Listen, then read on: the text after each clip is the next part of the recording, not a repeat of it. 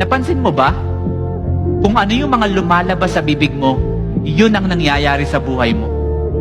Pag lagi mong sinasabi wala kang pag-asa, wala ka talagang pag-asa. Pag sinasabi mo na wala kang pera, wala ka talagang pera. Pag lagi mong sinasabi na hindi ka nagagaling, hindi ka na talaga gagaling. Because sabi ng Biblia, the abundance of the heart, the mouth speaks. And I want you to know, hindi yun ang design natin.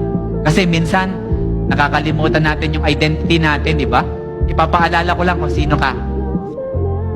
Anak ka ng Panginoon at malaki ang plano niya sa'yo. At ang gusto niya ay ikaw ay lumaban. So I want to pray for you as I end.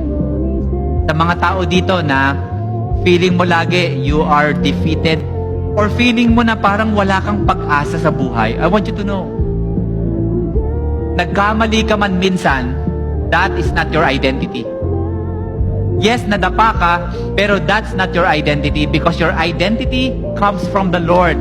At ang gusto niya ay ikaw ay lumaban.